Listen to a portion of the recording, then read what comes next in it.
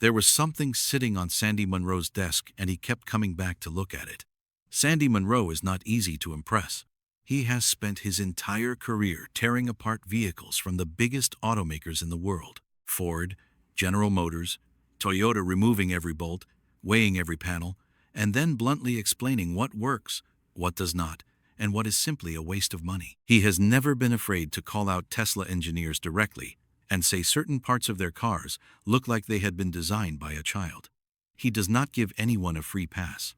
But this time was different. When he cut open that component, he stopped. He looked inside. Then he looked again.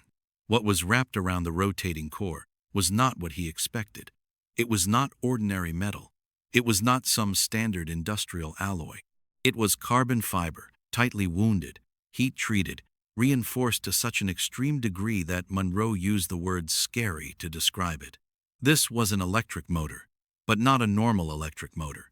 Somewhere inside a Tesla factory, a group of engineers had been given a seemingly simple assignment: build a motor cheap enough to go into millions of vehicles. What they delivered broke one of the rules the electric vehicle industry had lived with for decades. The trade-off: every engineer, chief technology officer, and analyst treated like an unbreakable law of physics.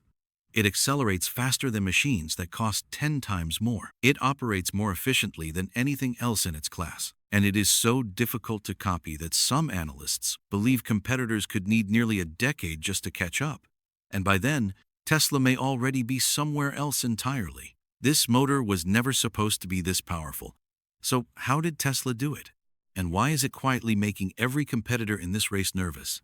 Hit subscribe and let's get into the story right now. To understand why one piece of hardware could stop someone like Sandy Munro in his tracks, we need to go back to an earlier version of this story that most people have forgotten. More than a decade ago, the world was watching one of the biggest transformations in transportation history unfold. Electric vehicles were not simply introducing a new type of car. They were changing the direction of the entire global auto industry. And one name kept appearing at the front of that race: Tesla. But here's the part most people overlook. In the beginning, almost nobody believed Tesla would be able to stay there for long. Think back to the landscape at the time. Well, they're all very difficult technology challenges. But the overall goal of my companies is to maximize the future of civilization.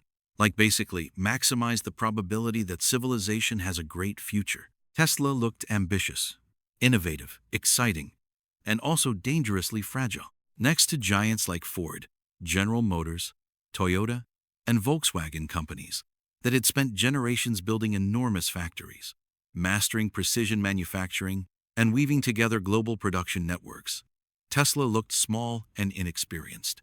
The smart money believed it was only a matter of time before the legacy giant caught up and pushed the newcomer aside.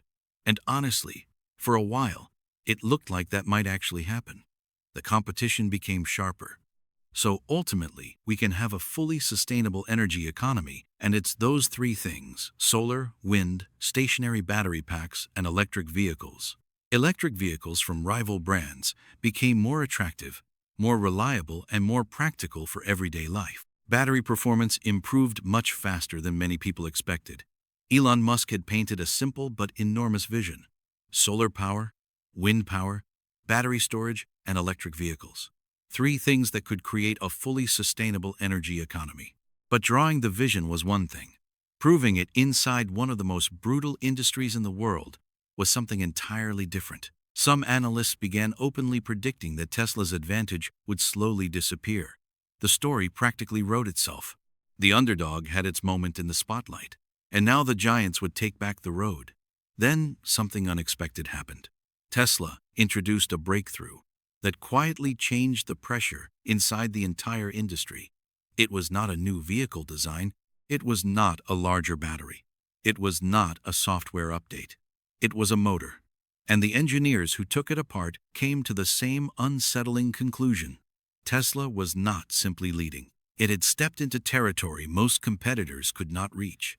The scariest part was not how powerful it was or how efficient it was.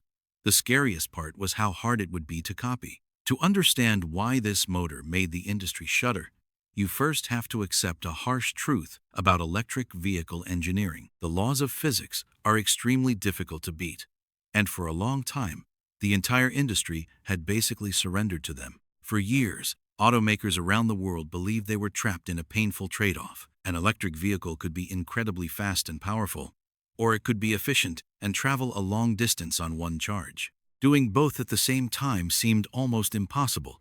Engineers sat in meeting rooms and shrugged. That was just how electric motors worked. It was seen less as a challenge and more as a law of nature. Think about why, whenever engineers made electric vehicles more powerful, those vehicles became heavier, overheated faster, wasted more energy, and needed huge cooling systems just to survive.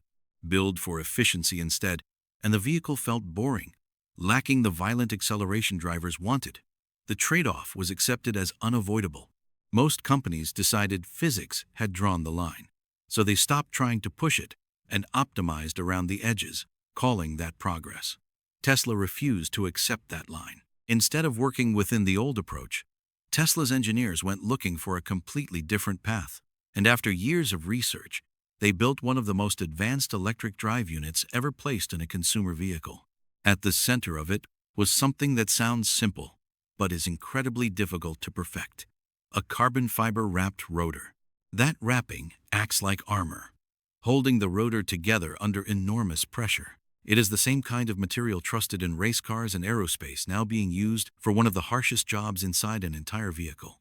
And this was one of the first times anyone had done it in a mass-produced electric vehicle. The result was remarkable. This carbon-wrapped drive unit can spin at more than 20,000 revolutions per minute, a level that is almost unheard of in ordinary vehicles. Speeds like that are usually associated with specialized industrial machines, not luxury sedans sitting in your garage. 20,000 revolutions per minute in a car you can use to drive your kids to school. Let that sink in for a second. But raw speed was not the real breakthrough. What made this design revolutionary was the control and stability it maintained at those extreme speeds.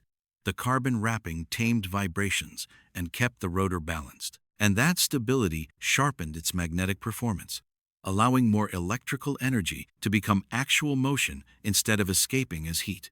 That is the part quietly destroying competitors. In a typical motor, a large portion of the energy pulled from the battery gets lost as heat, noise, and vibration. Tesla found a way to recover much of that. More battery power moves the vehicle. Less battery power gets wasted. The same battery gives you more range, more speed, and less heat. That kind of win does not stay inside one product. It multiplies across every Tesla vehicle built from this point forward. The benefits rewrote expectations for what electric vehicles could do.